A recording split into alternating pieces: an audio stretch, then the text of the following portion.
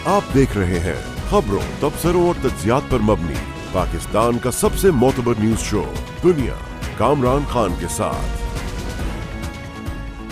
अस्सलाम वालेकुम, मैं हूँ कामरान खान। अज़राह मजाक ही सही, मगर हम कह सकते हैं कि पीडीएम यानी पाकिस्तान डेमोक्रेटिक पार्टी, जिसका पिछले 2 महीने में आपने कोई जिक्र नहीं सुना, आज गहरी नींद से जाग गई है। आज तकरीबन 2.5 महीने के बाद, 72 रोज़ गुजरने के बाद मौलाना फजलुर रहमान की सरबराही में पीडीएम की सरबराही इजलास हुआ। अब इस पीडीएम में जो लास्ट पीडीएम थी, उसमें से उसकी 2 कलीदी जमातें फारिग हो चुकी हैं, निकल चुकी है, पीपल्स पार्टी और एएनपी। अब उनका पीडीएम से कोई ताल्लुक़ नहीं है, बल्कि पीडीएम की जमातों के मुखालिफ ये जमातें खड़ी हैं। आज पीडीएम की बची खुची लीडरशिप की ये मीटिंग थी और इसमें जनाब शहबाज शरीफ इस इजलास में शरीक थे। पीडीएम के किसी इजलास में ये उनकी दूसरी शिरकत थी, मगर बहरहाल उनकी अहमियत है क्योंकि वो सदर हैं पाकिस्तान मुस्लिम लीग नून के। इसी मौके पे आज ख़ास तौर पे कई हफ्तों के बाद मोहतरमा मरियम नवाज़ शरीफ नज़र आई। उन्होंने वीडियो लिंक के ज़रिए शिरकत की, लेकिन ज़ाहिर है कि अभी वो रिकवर हो रही हैं कोविड से। इसी तरह से आज जनाब नवाज़ शरीफ भी इस इजलास में लंदन से शरीक थे और वहाँ से उन्होंने तकरीर भी की है। इजलास में आज की पीडीएम और गुज़िश्ता पीडीएम में बहुत बड़ा फ़र्क था, और वो बुनियादी फ़र्क जो है वो नुमायाँ तरीन फ़र्क है, और वो ये कि गुज़िश्ता पीडीएम की जब बात होती थी, इस किस्म के इजलास होते थे, तो उसके बाद जो प्रेस कॉन्फ्रेंसेस होती थी, मौलाना फजलुर रहमान अक्सर उसको लीड करते थे, हमेशा ही लीड करते थे। तो गुफ्तगू होती थी लॉन्ग मार्च, धरने, बॉयकॉट, इस्तीफ़े, बॉयकॉट, धरने, एहतजाज, ये इससे पहले पीडीएम का बयानिया होता था हर सरबराही इजलास के बाद। दिलचस्प बात यह है कि आज बहुत ही इंतहाई डिफरेंट आज हमने लहजा सुना मौलाना फजलुर रहमान का। फ़ैसलों में भी उसी अंदाज़ का एक मोतदिल हमने अंदाज़ देखा, और हमने ये देखा कि एक मॉडरेट पीडीएम जो है अब उसने जन्म लिया है। इस मॉडरेट पीडीएम ने आज की सरबराही इजलास में किसी किस्म के धरने की बात नहीं की, किसी किस्म के लॉन्ग मार्च की बात नहीं की, किसी किस्म के बॉयकॉट की बात नहीं की, किसी किस्म के इस्तीफ़ों की बात नहीं की। बात की तो उनका कहना ये था कि जो इंतखाबी इस्लाहात के हवाले से इस वक्त हुकूमत की पेशरफ्त है और जो वो कानून साजी करना चाह रही है, नून लीग जो कि इस वक्त पीडीएम की सबसे अहम जमात है, पार्लियामेंट में भी ज़ाहिर है कि उसकी बड़ी अहमियत है, और पीडीएम की दूसरी जमातें वो उसमें शरीक नहीं होंगी। लेकिन फ़िलहाल न धरने की बात है, न इस्तीफ़ों की बात है, न लॉन्ग मार्च की बात है, न बॉयकॉट की बात है, और सबसे इम्पॉर्टेंट, सबसे खुशकुन, सबसे हौसला अफजा बात यह है कि पीडीएम ने आज फैसला किया है कि सारा फोकस इलेक्शन पर होगा, साफ शफाफ इलेक्शन हो उस पर होगा। और इसका मतलब ये कि जो भी पीडीएम अब है ये इंतज़ार करेगी इलेक्शन 2023 का। मौलाना फजलुर रहमान आज मुख्तलिफ लहजों में आज की पीडीएम के इजलास की तफसीलात मीडिया के साथ शेयर कर रहे थे। 21 अगस्त को इस्लामाबाद में स्टीयरिंग कमेटी का इजलास होगा। 28 अगस्त बरोज़ हफ्ता कराची में सरबराही इजलास होगा और स्टीयरिंग कमेटी के तजावीज़ पर गौर भी किया जाएगा और फैसले भी सादर किए जाएंगे। 29 अगस्त बरोज़ इतवार कराची में पीडीएम के ज़ेर एहतमाम अज़ीमुश्शान और फ़क़ीरुल मिसाल जलसा आम मुनक़द किया जाएगा। हुकूमत ने जो एक तरफ़ा तौर पर इंतखाबी इस्लाहात की बात की है और उस हवाले से उन्होंने किसी मशीन की भी बात की है, और सुना यह है कि ये मशीन धांधली करने का सबसे आसान तरीन तरीका है। हर किस्म की इंतखाबी इस्लाहात और कानून साजी को हम मुस्तरद करते हैं। इजलास ने फैसला किया कि पीडीएम अपनी तमाम तर तवज्जो और तवानाइयाँ मुल्क में शफाफ और आज़ादाना इंतखाबात मुनक़द कराने पर मरकूज़ करे। और ये जो आखिरी फ़ैसला है, जो आखिरी बात आपने सुनी, ये वो बात है कि जो नून लीग के मौजूदा सदर जनाब शहबाज शरीफ मुसलसल कहते रहे हैं कि तवज्जो इलेक्शन पे रखें, और तमाम तवानाई आपने मौलाना फजलुर रहमान सुनी, सारी काविशें, तमाम तवानाई अब इलेक्शन पे मरकूज़ होंगी, धरने, लॉन्ग मार्च, बॉयकॉट, इस्तीफ़ों पे नहीं। और ये वो बयानिया है जो जनाब शहबाज शरीफ कह रहे हैं। आज उन्होंने एक बार फिर अपनी मफाहमत की बात की और तमाम फोकस इलेक्शन पे रखने की बात की।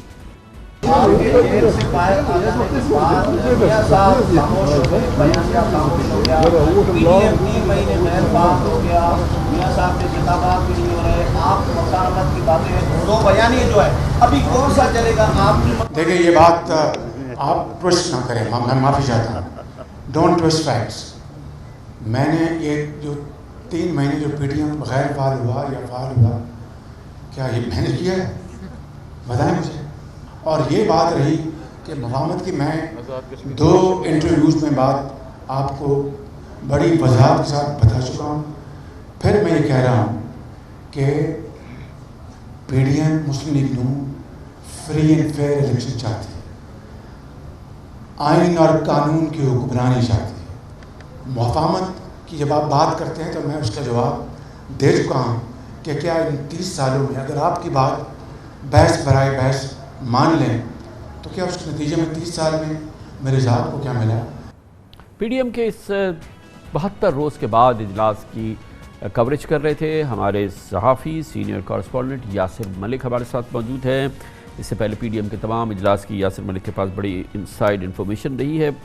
یاسر ملک بتائیے گا آج کا اجلاس کیسا رہا؟ ایک تو پھر اب وہ نہ پیپلز پارٹی ہے نہ اے این پی ہے، اور اب جب یہ باہر نکلے ہیں مولانا فضل الرحمان، نہ اس قسم کی کوئی گفتگو ہے، تو اندر پھر یہ ماحول کیسا رہا؟ پہلے تو یہ بڑا ایک بوائلنگ سچویشن ہوتی تھی اندر۔ بہت شکریہ خان صاحب۔ آج پاکستان ڈیموکریٹک موومنٹ کا جو اہم اجلاس تھا، سربراہی اجلاس، مسلم لیگ نون کے مرکزی سیکریٹریٹ میں ہوا۔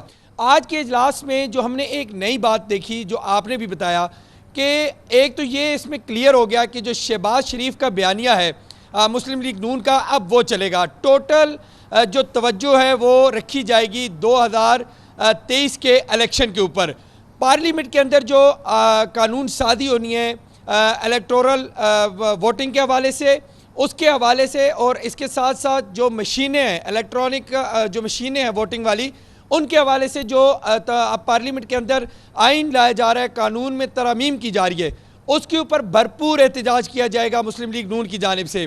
اس کے ساتھ ساتھ جے یو آئی چونکہ پارلیمنٹ میں بھی ہے، تو مولانا اسد محمود پارلیمنٹ میں جے یو آئی کے ممبر ہیں، انہوں نے بھی یہ کہا کہ ہم اس کے اوپر بھرپور احتجاج کریں گے۔ کسی الیکٹرانک ووٹنگ کے حوالے سے کوئی بھی قانون سازی ہوگی تو اس کو مسترد کیا جائے گا۔ آج کیا جو نواز شریف صاحب کی تقریر ہوئی تھی، اس میں لب و لہجہ ان کا پیغام کیا ہوتا تھا؟ اس سے پہلے بھی وہ ظاہر ہے کہ پی ڈی ایم کے اجلاسوں سے خطاب کرتے رہے ہیں، وہ ہمیں معلوم ہے کہ وہ کیا گفتگو کرتے تھے۔ آج ان کی گفتگو کا موضوع کیا تھا؟ خان صاحب، آج جو انہوں نے تقریر کی، اس میں پہلی تقریر میں انہوں نے یہی کہا کہ ایک تو جو یہ الیکشن ہے 2018 کا، ہم اس کو نہیں مانتے، پہلے بھی یہی کہتے رہے۔ آئین کے تحت آئین اور قانون کے تحت اداروں کو اپنی حدود میں رہ کر کام کرنا چاہیے، آج بھی انہوں نے یہی بات کی۔ اور مریم نواز صاحبہ جو کہ کوارنٹائن ہے، انہوں نے خود کو کیا ہوا ہے، وہ بھی آج کچھ خاص بولی نہیں اس حوالے سے پی ڈی ایم کے اجلاس میں۔ شاید انہوں نے یہ کہا کہ ان کی طبیعت خراب ہے، وہ کچھ زیادہ بات نہیں کرنا چاہتی، لیکن چونکہ جو میاں صاحب نے بات کی ہے وہ ان تمام باتوں کی تائید کرتی ہیں۔ شہباز شریف کی جانب سے کہا گیا کہ ہمیں پوری توجہ جو ہے وہ الیکشن 2023 کے اوپر مرکوز کرنی چاہیے۔ آفتاب شیرپاؤ نے کہا کہ ایک سب سے پہلے ہمیں یہ کرنا چاہیے کہ جو پی ڈی ایم کی پیپلز پارٹی اور اے این پی کے جانے کے بعد جو اسٹیئرنگ کمیٹی میں سیٹیں خالی ہوئی ہیں، ہمیں انہیں پر کرنا چاہیے۔ خان صاحب، یہاں پر پاکستان ڈیموکریٹک موومنٹ جو ہے، اس سے پہلے اسٹیئرنگ کمیٹیاں بنی، اسٹیئرنگ کمیٹی کے بعد مزید کمیٹیاں بنی۔ ہم نے جو آخری اجلاس کور کیا تھا، اس اجلاس میں متعدد کمیٹیاں بنائی گئیں، دھرنا کمیٹی ہوگی، لانگ مارچ کمیٹی ہوگی، استعفوں سے ریلیٹڈ کمیٹی ہوگی، وہ تمام تر کمیٹیاں ختم ہو چکی ہیں۔ اب ایک اسٹیئرنگ کمیٹی ہے شاہد خاقان عباسی کی قیادت میں، جس میں اکرم دورانی ہے، پیپلز پارٹی کے لوگ نکل گئے ہیں، اویس نورانی ہے اور دیگر لوگ اس میں شامل ہیں۔ لیکن اب پی ڈی ایم میں 2 بڑی جماعتیں صرف رہ گئی ہیں، پیپلز ایک نون لیگ رہ گئی ہے اور دوسری جے یو آئی خود رہ گئی ہے۔ اس کے علاوہ جو چھوٹی جماعتیں ہیں، ان کے ارکان پارلیمنٹ میں، مطلب ان کے ممبران بھی نہیں ہیں پارلیمنٹ کے اندر، ایک آدھی پارٹی کے ہوں گے لیکن اس کے علاوہ نہیں ہیں۔ اب جن کے ممبر نہیں ہیں پارلیمنٹ کے اندر، ان کی مختلف تجاویز ہیں۔ کوئی کہتا ہے کہ آپ مطلب لانگ مارچ کر لیں، دھرنا دے دیں، لیکن 2 بڑی جماعتیں جو ہیں، جے یو آئی بہت شکریہ یاسر ملک ہمارے ساتھ موجود تھے۔ خبر بریک، اس کے بعد ذکر کریں گے، بہت اہم موضوع ہے افغانستان کی صورتحال، اس خطے کے لیے نہیں پوری دنیا کے لیے ہر لمحہ اس کا امپورٹنٹ ہے۔ آج کی اس کی ڈیولپمنٹس، اس سلسلے میں دوحہ میں مذاکراتی عمل ایک جاری ہے، پاکستان، روس، چین اور امریکہ صلاح مشورہ کر رہے ہیں، طالبان بھی موجود ہیں اور امریکی نمائندہ خصوصی بھی۔ ان تمام موضوعات پہ بات کریں گے چھوٹے سے وقفے کے بعد۔ Welcome back. افغانستان میں طالبان کی پیش قدمی مسلسل اور تیزی سے جاری ہے۔ ایک ہفتے میں 9 صوبوں کے دارالحکومت طالبان کے قبضے میں آ چکے ہیں۔ اس وقت افغانستان کا نصف سے زائد علاقہ طالبان کے قبضے میں ہے۔ یہ بھی کہا جا رہا ہے کہ طالبان کابل سے محض 200 کلومیٹر دور ہیں۔ آج امریکی محکمہ دفاع کے ذرائع نے اور دوسرے انٹیلیجنس ذرائع نے کہا کہ طالبان 90 دنوں کے اندر کابل پر قبضہ کر سکتے ہیں۔ حیران کن طور پہ طالبان کو کئی علاقوں میں مزاحمت کا کوئی سامنا نہیں کرنا پڑا، یا تو افغان فوجی ہتھیار ڈال دیتے ہیں یا پھر مزاحمت بھی کریں تو لگتا یہ ہے کہ وہ نام کی مزاحمت ہے۔ آج صدر اشرف غنی نے بے بسی اور بوکھلاہٹ میں ایک بار پھر افغان فوج کے سربراہ کو فارغ کر دیا۔ اس سے پہلے جون میں بھی انہوں نے افغان فوجی سربراہ کو برطرف کر دیا تھا۔ 2 مہینے میں 2 افغان فوجوں کے سربراہ کی برطرفی اس بات کی نشاندہی کر رہی ہے کہ افغان فوج میں، افغان حکومت میں اس وقت ایک کھلبلی کا سماں ہے۔ دنیا حیران ہے کہ طالبان کی تعداد 85,000 بھی نہیں، جبکہ افغان سیکیورٹی فورسز کی تعداد 3 لاکھ سے زائد ہے، مگر انہیں مسلسل شکست اور پسپائی کا سامنا ہے۔ شاید یہی وجہ ہے کہ امریکہ کے صدر جو بائیڈن کا بھی کہنا ہے کہ اب افغانستان کو اپنی جنگ خود لڑنی ہوگی۔ افغان سیکیورٹی فورسز کی طالبان سے کہیں زیادہ تعداد ہے، انہیں فوجی انقلاب پر کوئی افسوس نہیں ہے۔ We spent over $1 trillion over 20 years. We trained and equipped with modern equipment over 300,000 Afghan forces. They've got to fight for themselves, fight for their nation. The United States, I'll insist we continue to keep the commitments we made, providing close air support, making sure that their Air Force functions and is operable, resupplying their forces with food and equipment, and paying all their salaries. They've got to want to fight. They have outnumbered the Taliban. I think they're beginning to realize they've got to come together politically at the top. But we're going to continue to keep our commitment. But I do not regret my decision. Afghanistan میں امن کی صورتحال پر قطر کے دارالحکومت Doha میں troika plus اجلاس جاری ہے، جس میں امریکہ، روس، چین اور پاکستان شامل ہیں۔ اس حوالے سے ترجمان امریکی محکمہ خارجہ کا کہنا ہے کہ امریکہ چاہتا ہے کہ افغان حکومت اور طالبان کے درمیان سیاسی تسویے کے لیے مذاکرات ہوں، اور اس کوشش کے لیے امریکی نمائندہ خصوصی برائے افغان جناب زلمے خلیل زاد اس وقت دوحہ میں ہیں، جہاں پر یہ مذاکراتی عمل جاری ہے۔ What we are doing around the clock is seeking to find a way out of this. That is what Ambassador Khalilzad is there to seek to advance and seek to support. He will press the Taliban to stop their military offensive and to negotiate a political settlement. If the Taliban continues down this path, we are likely to see a prolonged, protracted period of violence, of instability, and that is not in anyone's interest. Certainly not in the interest of the people of Afghanistan and not in the interests of what the Taliban seek.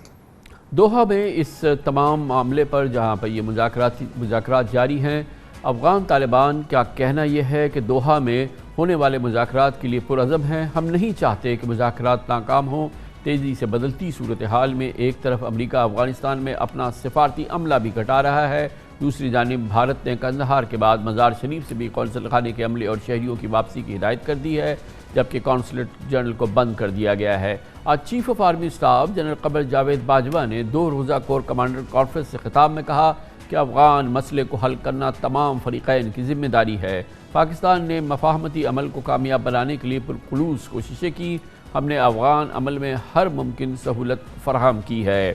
Afghanistan کی اس انتہائی اہم اور مسلسل تیزی سے تبدیل ہوتی ہوئی صورتحال اور اس کا مستقبل جو ہمیں نظر آ رہا ہے، اس پہ بات کرنے کے لیے ہم نے دعوت دی ہے۔ ممتاز سینئر صحافی، باخبر صحافی ہیں افغان اور سیکیورٹی امور کے، احسان ٹیپو مسعود ہمارے ساتھ موجود ہیں۔ آپ نیو یارک ٹائمز کے لیے بھی رپورٹ کرتے ہیں پاکستان سے۔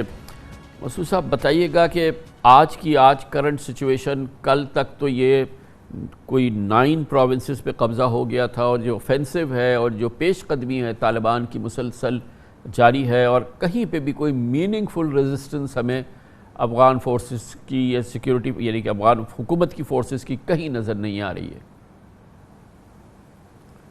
ہاں بالکل کامران خان صاحب، یہ بہت بڑا ایک کویسچن ہے جو اشرف غنی گورنمنٹ کے اوپر کہ ان کی جو سیکیورٹی فورسز ہے وہ اس طریقے سے پرفارم نہیں کر رہی جس طریقے سے ان سے ایکسپیکٹ کیا جا رہا تھا۔ یعنی جس طرح آپ نے اوپننگ ریمارکس میں کہا کہ وہاں پہ $1 بلین کی، یعنی ابھی جو آفیشیل فگر آئی ہے امریکن تھنک ٹینکس کی طرف سے کہ $89 بلین ابھی تک خرچ ہو چکے ہیں افغان سیکیورٹی فورسز مختلف مد میں، یعنی ویپنز بھی، ان کے لیے ٹریننگ اور سب چیزیں اس میں شامل ہیں. لیکن گراؤنڈ پہ دیکھیں تو ان کی پرفارمنس جو ہے وہ بالکل یعنی وہ سامنے نظر نہیں آ رہی. وہ جو ریگولر جو افغان آرمی ہیں وہ یا تو سرینڈر کر رہی ہے یا پھر اپنے مورچے چھوڑ کے وہ بھاگ رہی ہیں، اور اس سے طالبان کو فائدہ بھی ہو رہا ہے کہ ایک تو سائیکولوجیکلی بھی یہ ان کا امپیکٹ آ رہا ہے جو کابل کے اوپر بھی، کہ ہاں طالبان جو ہیں وہ پیرالائز کر سکتے ہیں افغان سیکورٹی فورسز کو. اور دوسرا یہ کہ ان کے ہاتھ اتنا اسلحہ اب تک لگ چکا ہے کہ اس اسلحے کے ساتھ طالبان تقریباً یعنی جو فگر آ رہا ہے کہ 5 سے 10 سال تک وہ وہاں پہ اپنی لڑائی کنٹینیو کر سکتے ہیں افغانستان میں.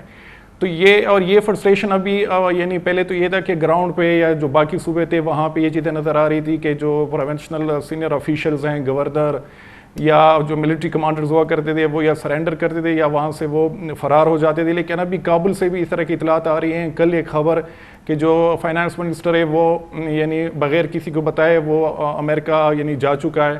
اور تو یہ ہر طرف سے یعنی ایک سائیکولوجیکل پریشر. احسان ٹیپو مسعود صاحب، یہ ایک بڑی امپورٹنٹ بات ہے کہ جون سے لے کے جون میں ایک آرمی چیف بدلے اشرف غنی صاحب نے، اب پھر آرمی چیف بدل دیا. 2 مہینوں کے اندر 2 آرمی چیفز بدل دینا تو ایک ڈیسپریشن کی، ایک انکریڈیبل کیوٹک سچویشن کی فوج کے اندر اس کی نشاندہی کر رہی ہے. ہاں ایگزیکٹلی، بالکل. یہ بہت زیادہ فرسٹریشن ہمیں نظر آ رہی ہے غنی ایڈمنسٹریشن کی طرف سے.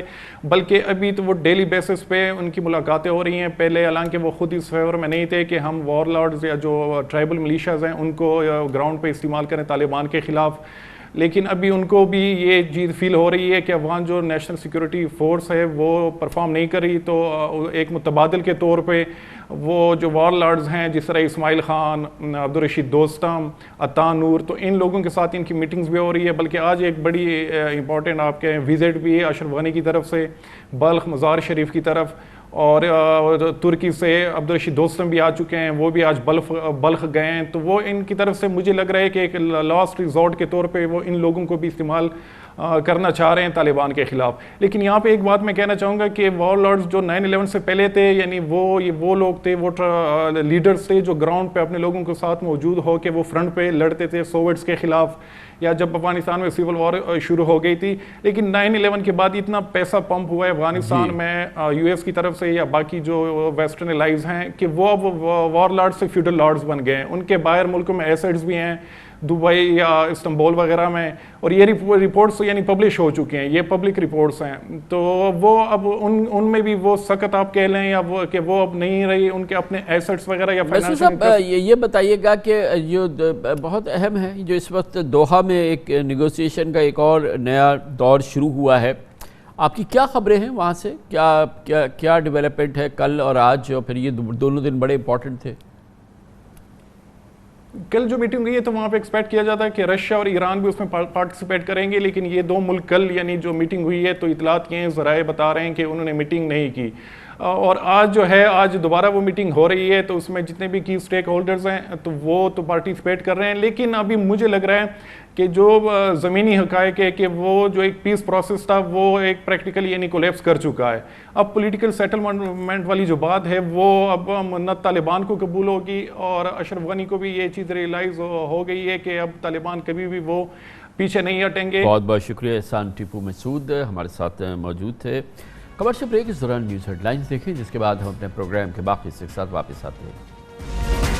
آئندہ چند روز میں وزیر اعظم عمران خان اپنے دور کا سب سے اہم منصوبہ یعنی کامیاب پاکستان پروگرام کا اعلان کرنے والے ہیں. کامیاب پاکستان پروگرام معاشی ترقی کا ایک غیر معمولی اور ایک غیر روایتی منصوبہ ہے، اور یقیناً اس منصوبے کی کامیابی اگر یہ کامیاب ہوتا ہے تو وزیر اعظم عمران خان اور ان کی معاشی ٹیم یہ سمجھتی ہے کہ اس کی کامیابی سے پاکستان کی مجموعی قومی پیداوار یعنی GDP گروتھ میں یقیناً بہت بہتری آئے گی، اور پھر اس سے جو معاشی ترقی کے اثرات چاروں طرف پھیلیں گے. اس سے یقیناً الیکشن 2023 میں PTI کی کامیابی کے امکانات روشن ہوں گے، اور پاکستان کی اگر مجموعی قومی پیداوار 6% کے قریب پہنچتی ہے اس قسم کے منصوبوں کے ساتھ تو یقیناً یہ پی ٹی آئی حکومت کے لیے کامیابی کی ایک ضمانت بھی ہوگی۔ اس پروگرام کے تحت جو کہ بہت ہی امپورٹنٹ پروگرام ہے، اس میں کم آمدنی والے تقریباً 70 لاکھ خاندانوں کو کاروبار، زراعت اور رہائش کے لیے بلا سود اور سستے قرضے دیے جائیں گے۔ پی ٹی آئی حکومت نے آئندہ 3 برسوں میں 30 لاکھ پاکستانیوں کو تقریباً 1600 ارب روپے کے قرضے دینے کا فیصلہ کیا ہے۔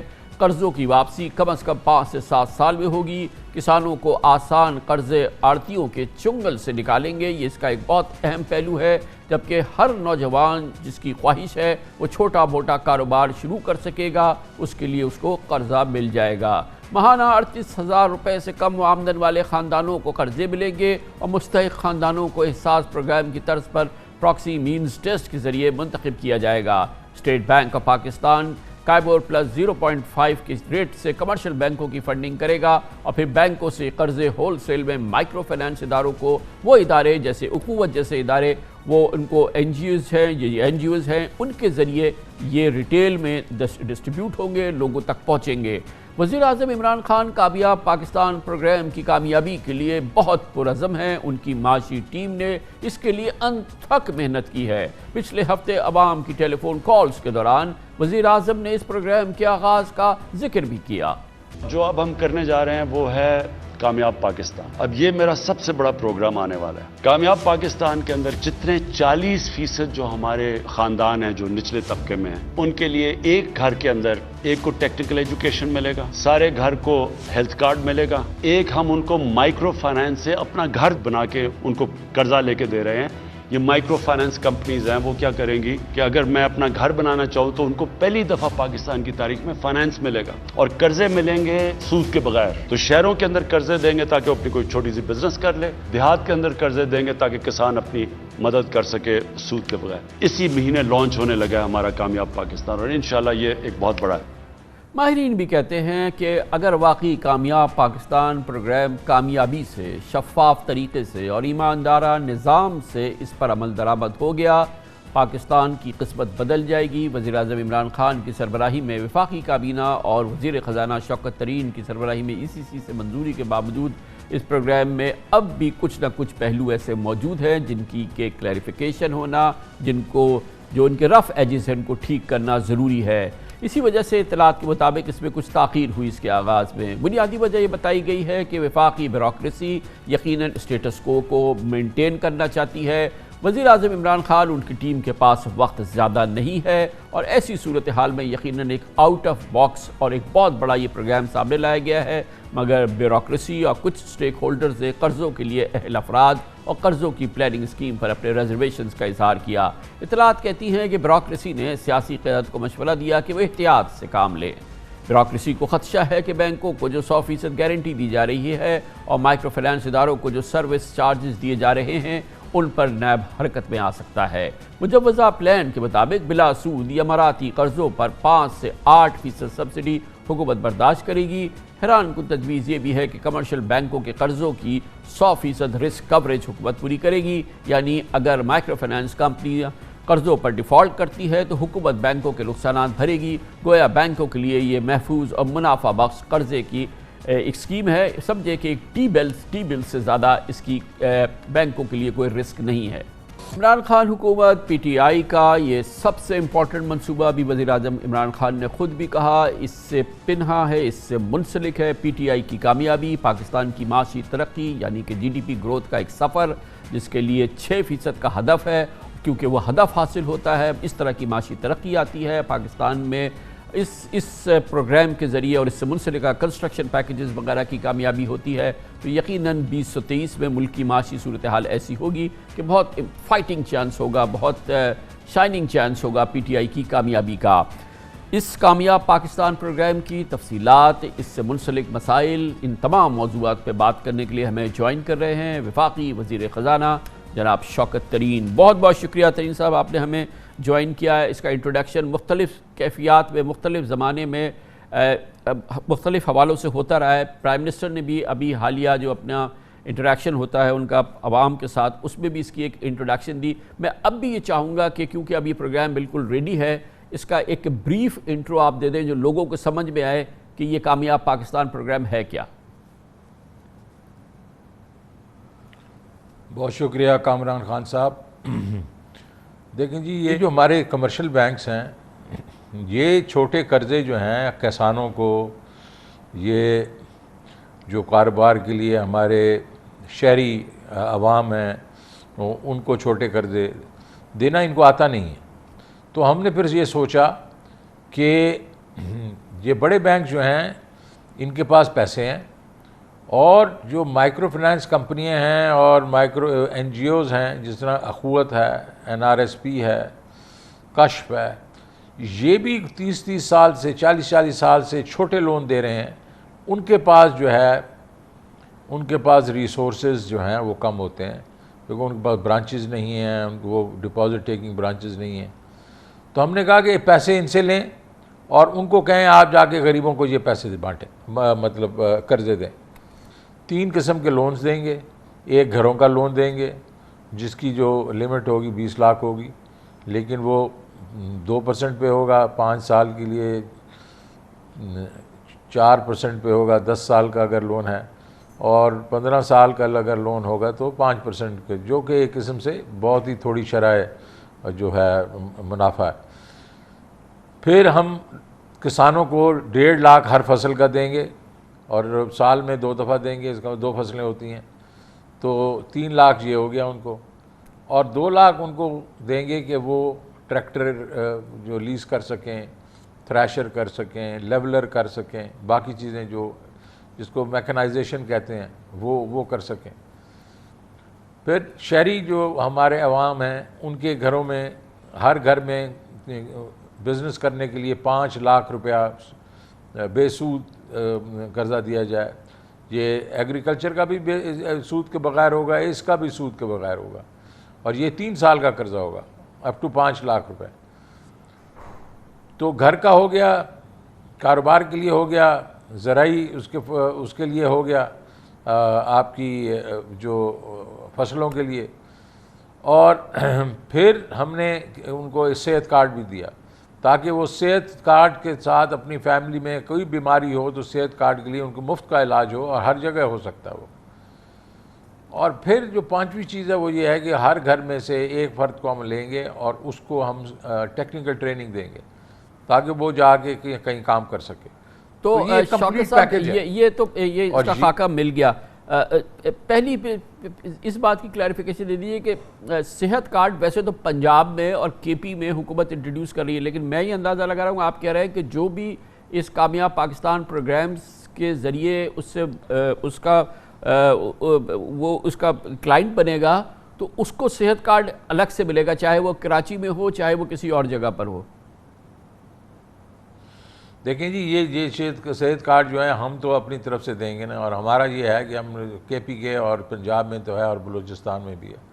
ہم یہ بھی کوشش کریں گے یہ سندھ ہے وہ بھی ہمارے ساتھ اس میں مشاورت کرے اور ہمارے ساتھ مل کے کرے. تو وہ ہم چاہیں گے یہ کہ ہم اس میں تمیز نہیں رکھیں گے کہ یہ کس صوبے سے ہے, کہاں سے ہے. ہم چاہیں گے یہ پیکج سارا سب کو ملے. اچھا, تو اس میں ایک بڑی جو چیز میں ابھی جی سر بتانا چاہ رہا تھا کہ یہ کیسے ہوگا, جی کیسے ہوگا, مطلب یہ ہے کہ کیا ایک دن ہم اشتہار دیں گے تو کیا لوگوں کو کیسے پتہ چلے گا. میں آپ کو میں بتانا چاہتا ہوں یہ بڑا ہی ہم نے سمپلیفائڈ طریقہ کر دیا. پہلے تو یہ ہے کہ جو احساس کا جو ڈیٹا ہے ہمارا, کیونکہ یہ ڈیٹا بہت محنت سے بنایا گیا ہے اور جس میں ہر کنبے کی جو آمدنی ہے اس کو دیکھا گیا ہے اور یہ سینسس کیا گیا ہے. تو یہ ڈیٹا جو ہے یہ پورا 1 سے 100 تک, مطلب یہ پورے کے پورے ملک کا ڈیٹا ہے. تو وہ جو ہے ہم اس کے علاوہ ہم نہیں دیں گے, اس میں جو لوگ ہیں اور وہ بھی ہم اس تک دیں گے. 4.4 جس کو آپ کہتے ہیں اپنا 44 ان کا PMT ایک سکور ہوتا ہے, جس طرح پرائم منسٹر صاحب نے کہا تقریباً ہمارا 4.5-5 ملین ہاؤس ہولڈ جو ہیں ادھر تک جائے گا یہ. تو وہ ایک نمبر آئے گا, یہ ادھر ڈائل کریں گے, اپنا شناختی کارڈ کا نمبر دیں گے. اس کے بعد ان کو کہیں سے یا اخوت سے یا NRSP سے یا کشف سے یا کہیں سے ان کو ایک ٹیلی فون کال آ جائے گا کہ آپ فلانے دفتر آ جائیں. اور اپنی ہمیں بتائیں کہ آپ کو کیا چاہیے. آپ کو کیا ایگری لون چاہیے, آپ کو کاروبار کے لیے لون چاہیے, ظاہر ہے آپ کو گھر کا لون تو چاہیے ہوگا. تو بڑا ہی شفاف طریقے سے یار, تو اس میں کوئی صاحب آپ یہ فرمائیے گا, بالکل آپ کوئی نے پولیٹیکل لون, بالکل جی میں نے یہ سن لیا اور سب ناظرین نے بھی سن لیا. اب یہ فرمائیے گا کہ اب اس کا ہو گیا کہ یہ ڈسبرسمنٹ جب ہوگی, جب یہ اصل میں جو قرض مانگ رہا ہے اس کو دیا جائے گا, یہ ہوگا یہ ایم ایف آئیز کے تھرو, یہ قوت کے تھرو, یہ جتنی آپ نے جو ہماری این جی اوز ہیں ان کے تھرو ہوگی. اس سے پہلے ان کی یقیناً تجربہ ہے, لیکن وہ بڑا محدود تجربہ ہے. یہ ایک بہت بڑا اسکیل ہے, یہ بہت بڑا سائز ہے, اور یقیناً اس میں بھی اس بات کو یقین دہانی کرانی ہے کہ جس کو وہ قرضہ پہنچ رہا ہے کچھ نہ کچھ اس کی کے وائی سی ہو, اس کے کنٹرولز کو چیک کیا جائے. تو یہ جو ہماری تنظیمیں ہیں جن کے ذریعے دراصل جو کہ اس معاملے کی کرٹیکل اینڈ پہ ہیں, تو ان کی کیپیسٹی اتنی ہے, یا اگر نہیں تھی تو انہوں نے اس کو بنایا ہے, اس کو ٹیسٹ اور چیک کیا ہے آپ نے؟ خان صاحب دیکھیں, یہ جو ہم بیسیکلی پہلے سال کا ہمارا ہدف ہے کہ 300 ارب روپیہ ہم جو ڈسبرس کریں گے, وہ 300 ارب ایک دن میں نہیں ہوگا. اس وقت ان کی کیپیسٹی اتنی ہے کہ یہ جو ہے کم از کم اخوت جو ہے وہ 20,000 لون ہر مہینے دے سکتی ہے, اتنے ہی وہ این آر ایس پی 20 سے 30,000 دے سکتی ہے. باقی سب ملا کے 10,000 بھی کریں تو ہمارے پاس 60,000 لون ہر مہینے, یہ ان کے پاس اس وقت کیپیسٹی ہے, یہ اس وقت کر سکتے ہیں اور کرتے رہے ہیں. تو اس کا صرف یہ ہے کہ لوگ یہ اس کو جب پورا دیکھتے ہیں کہ 1.6 ٹریلین جو ہے وہ 4 سال میں ہو جائے گا یا 3-4 سال میں, اس سے لوگ گھبرا جاتے ہیں. ارے بھائی یہ تو ابھی کر رہے ہیں, اگر فرض کرو 50,000 لون بھی انہوں نے شروع کر دیا تو 6 لاکھ لون تو پہلے سال کا جو ہمارا ہدف ہے وہ پورا ہو جائے گا. تو یہ تو ان پر کیپیسٹی ہے, اور ساتھ ساتھ یہ بلڈ بھی کریں گے.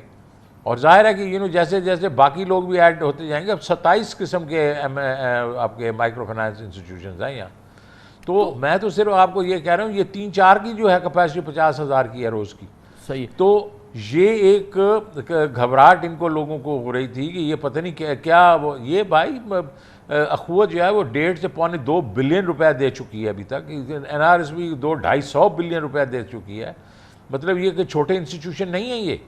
تو ہم تو صرف یہ کہہ رہے ہیں کہ ہم ان کو بیسیکلی ہم چلیں گے اور محتاط طریقے سے اس طرح چلیں گے کہ ہم نے ان کو کہا ہے کہ آپ کو 10% تک لاس ہم آپ کا کور کریں گے. جس انسٹیٹیوشن کا 10% سے لاس اوپر جانا شروع ہوا, ہم اس کو اس کا جو ڈسبرس میں روک دیں گے. تو یہ تو پکی بات ہو گئی نا کہ یہ لاس جو ہے یہ گورنمنٹ کی ذمہ داری ہے, پھر اس کو ایکسیکیوٹ کرنے کی سبسڈی بھی گورنمنٹ دے گی. جو بینکس اس میں شریک ہیں وہ فلی کورڈ ہیں, ان کا کوئی رسک نہیں ہے, اور وہ کوئی بڑی قومی خدمت نہیں سر انجام دے رہے. نہیں یہ تو ابھی شروع ہے نا جی, شروع تو میرے پاس ٹائم نہیں ہے نا.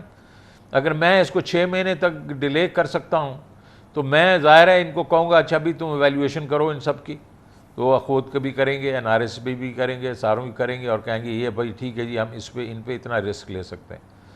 تو میں یہ چاہ رہا ہوں کہ وہ 6, 9, 12 مہینے جو ہیں جس میں وہ ان کی ویلیویشن کریں, اس میں ہم ان کو 100% دیں, اور آہستہ آہستہ وہ 100% کو 90 پہ لے آئیں, پھر 80 پہ لے آئیں, پھر 70 پہ لے آئیں, تو کرتے صاحب کرتے 50 پہ لے آئیں. یہ جو 100% آپ گارنٹی انشور کر رہے ہیں, ظاہر ہے کہ حکومت کی خزانے کی ایک سکت ہے کہ وہ کتنی گارنٹیز آفر کر سکتی ہے. صرف یہی نہیں ہے, حکومت کی اور بھی ذمہ داریاں ہیں.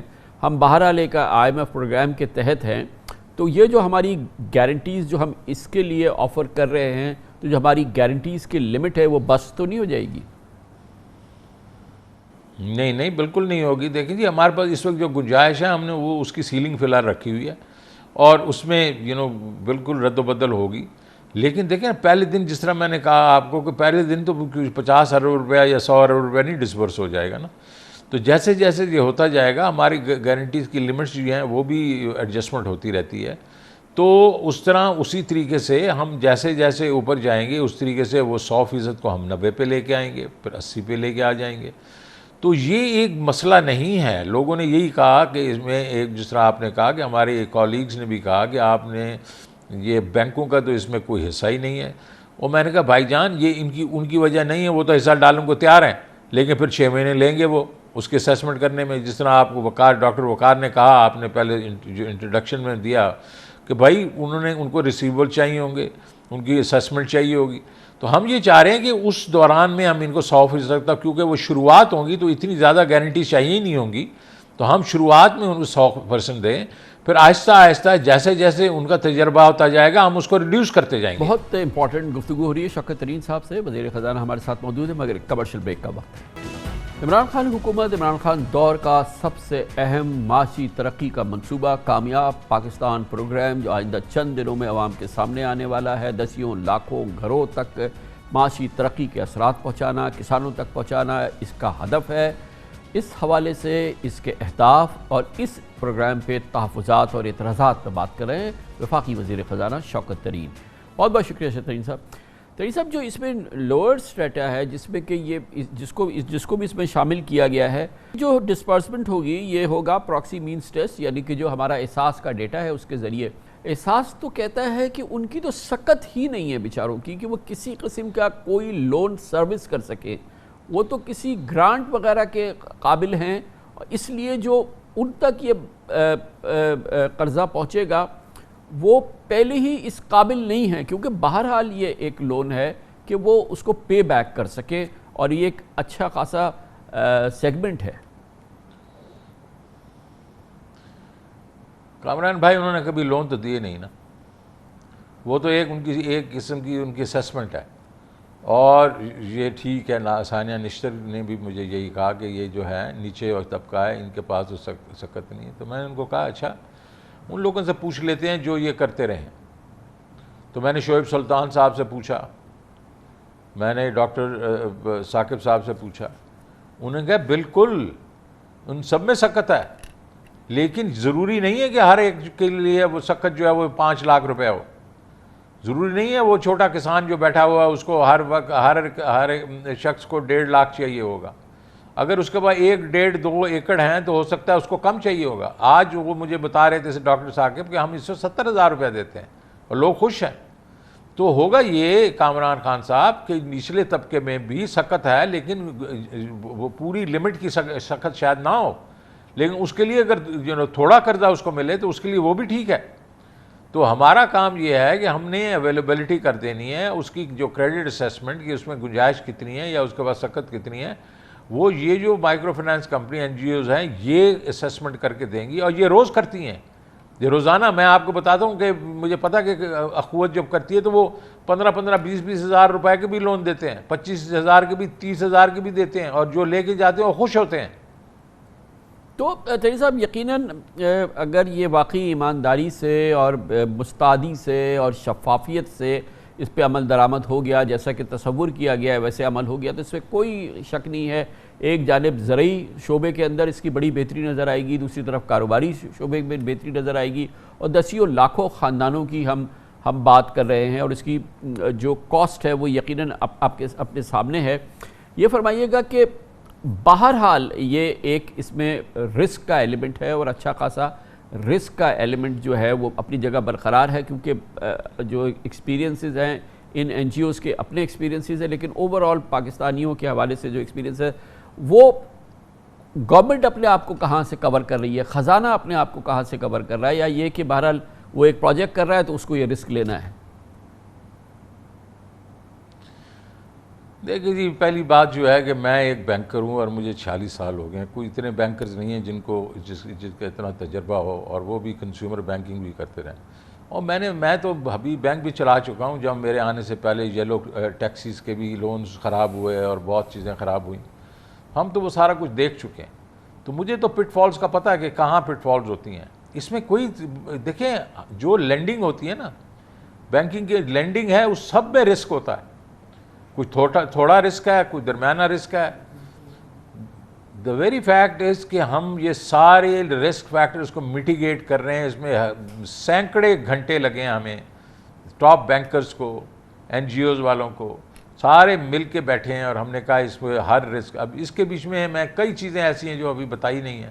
جس طرح جب ڈسبرسمنٹس ہوں گی اور جب یہ ملیں گی آپ کی سبسڈیز, وہاں اور وہ آڈٹ ہوں گے, ہر چیز کا ایک ایک دو آڈیٹرز ہوں گے کہ بھائی یہ واقعی جو جس کو دیا گیا ہے وہ مستحق تھا, اور اس کے بعد جو یہ نہیں ہے کینیبلائزیشن تو نہیں ہوگی کہ ان کو پہلے والے لونز ہیں ان کو انہوں نے پے کر دیا ہو. یہ ہر چیز جو اس کے آڈٹ ہوں گے, اور یہ ظاہر ہے یہ بینکس جو پیسے دے رہے ہوں گے ان کو کہا گیا ہے کہ آپ ان کو یہ کریں, آڈٹ کریں, تاکہ آپ کو جیسے تجربہ ہوتا جائے گا تو آپ ان پہ کریڈٹ رسک بھی آپ کو لینا پڑے گا. تو حکومت آہستہ آہستہ اپنے آپ کو اس میں سے نکالے گی, یہ جو گارنٹیز ہیں وہ کم ہوتی جائیں گی. تو یہ جو جس کو ڈور ٹو ڈور آپ کہتے ہیں رسک اسیسمنٹ ہے وہ ہم نے کی ہے بیٹھ کے. طہری صاحب یہ اٹ سیلف جو ہے یقیناً ایک بہت ہی ایک آؤٹ آف دا باکس ایک بڑا امپورٹنٹ منصوبہ لگتا ہے, لیکن کیا ہی اچھا ہوتا کہ حکومت جس وقت یہ کرنے جا رہی ہوتی تو اس نے بچت کی ہوتی بڑی SOEs کو, اس پہ جو ہماری مسلسل جو جس سے خون رس رہا ہے ہمارے خزانے کا, اس کو ہم تھوڑا بہتر کرتے, کچھ 100-200 ارب روپے ہم وہاں سے بچا لیتے. ہم اپنے انرجی سیکٹر میں جہاں پہ ہم جھونک رہے ہیں سینکڑوں ارب روپے اور گردشی قرضوں کو بڑھا رہے ہیں سبسڈیز کی صورت میں, نااہلی کے لیے, کرپشن کے لیے, نان ریکوریز کے لیے, وہاں سے 100-200 ارب روپے بچا لیتے, اور پھر بڑے سیدھا پھلا کے ہم اس قسم کا پروگرام کرتے جہاں سے ہمیں جنریٹ کرنے چاہیے یہاں یہ فنڈز اس حکومت کو, وہاں سے کچھ کر کے تو دکھایا ہوتا تو پھر چلیں یہ ہوتا. مگر وہ جو کمی ہے وہ محسوس تو کرنی چاہیے حکومت کو کہ جو کرنے کے کام ہے وہ نہیں کیے, تاکہ اس قسم کے منصوبے آپ جیسے میں نے عرض کیا سینہ پھلا کے آپ کر سکتے تھے. خان صاحب میں آج کیبنٹ کمیٹی آن SOEs جو ہے اس کو چیئر کر کے آیا ہوں. میں آپ کو تھوڑی سی خوشخبری بھی سنا دوں, کیونکہ آئی تھنک یہ ہمارا گلوم اینڈ ڈوم والی جو ہے نا, یہ ہم کیونکہ نمبرز ہم بتاتے نہیں. 2013-14 کے بیچ میں 204 ارب روپے کا ہماری یہ SOEs پروفٹ بنا رہی تھی کمبائنڈ. 2018 میں آ کے 274% کا نیٹ لاس ہوا. اس کے بیچ میں جو لاس میکنگ اینٹیٹیز تھیں وہ جو جس کو ہم کہتے ہیں کہ جو لاس میں جس میں PIA ہے, ریلوے وغیرہ, یہ سارے ڈسکوز وغیرہ ہیں, ان کا لاس 500 ارب روپے کا تھا 2018 میں. آج وہی لاس جو اوور آل ہے جو 274 بلین تھا وہ 100 اور آ گیا ہے 43 بلین پہ, 173 پہ. اور اگر اس میں سے آپ جو NHA ہے ہائی وے اتھارٹی کو نکال دیں تو 30 ارب روپے کا پروفٹ ہے. یہ میں نہیں کہتا ہوں کہ یہ بہت اچھی بہت زیادہ پرفارمنس ہے, لیکن آپ دیکھیں نا اس کا ٹرن راؤنڈ ہے 250-300 بلین کا ٹرن راؤنڈ ہے اس میں. لیکن آج اس کو طے کیا گیا کہ اس کو اور کیسے امپروو کیا جا سکتا ہے. یہ صرف 18-19 کے جو ہیں نمبرز ہیں, یہ 19-20 20-21 میں اس پہ بھی زیادہ امپرومنٹ ہے.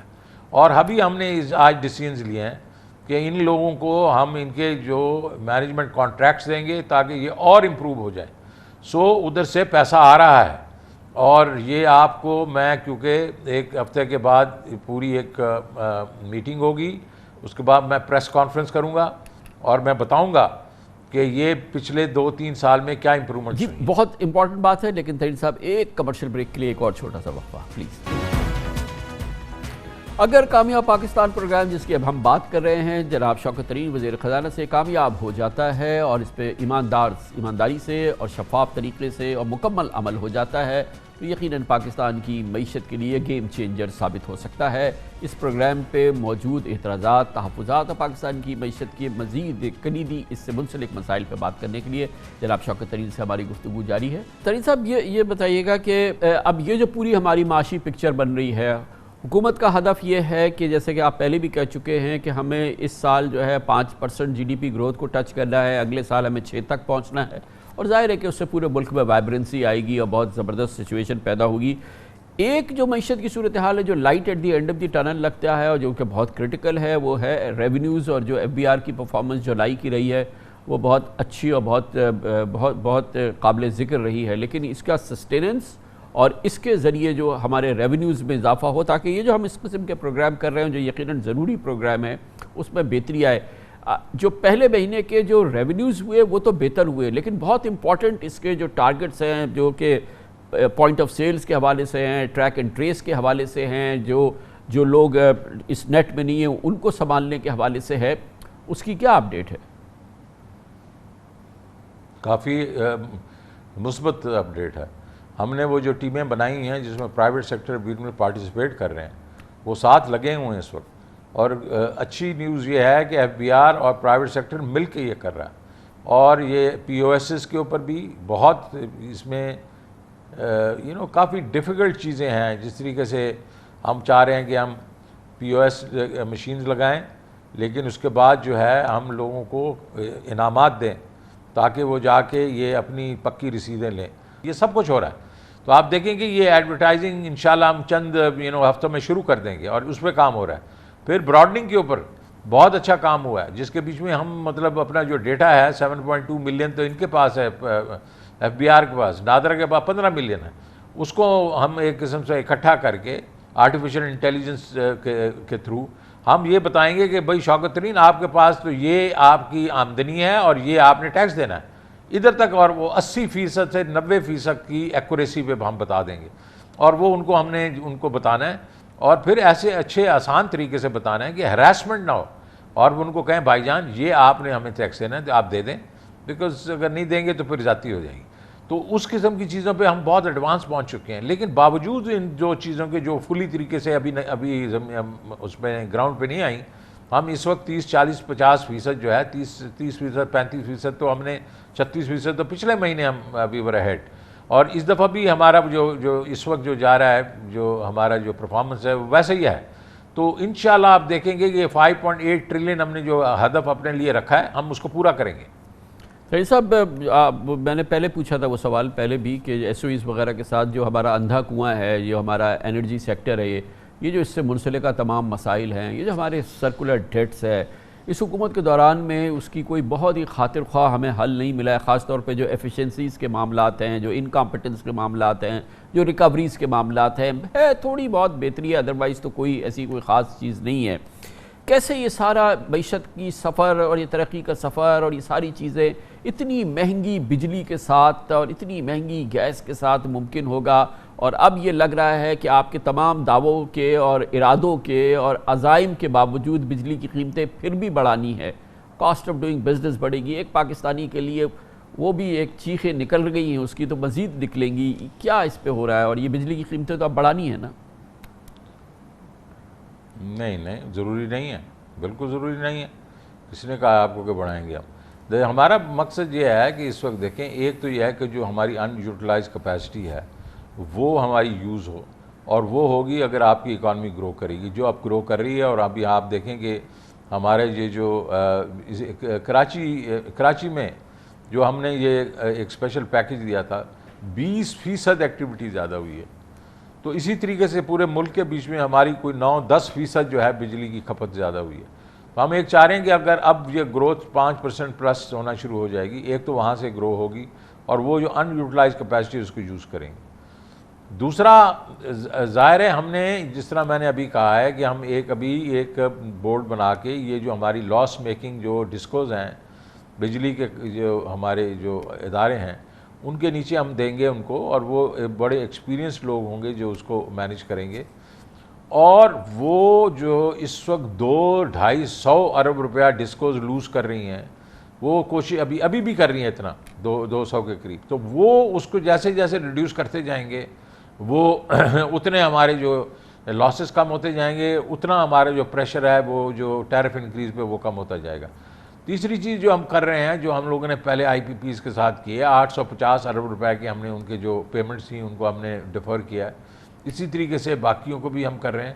تو اس سے ہمیں گنجائش آئے گی کہ ہمارا سرکولر ٹیکس جو ہے وہ بڑھے گا نہیں اور کم ہونا شروع ہو جائے گا. یہی IMF کو چاہیے, یہی ورلڈ بینک کو چاہیے. لیکن سر ابھی تو ہم اس وقت اس کی طرف گامزن ہیں.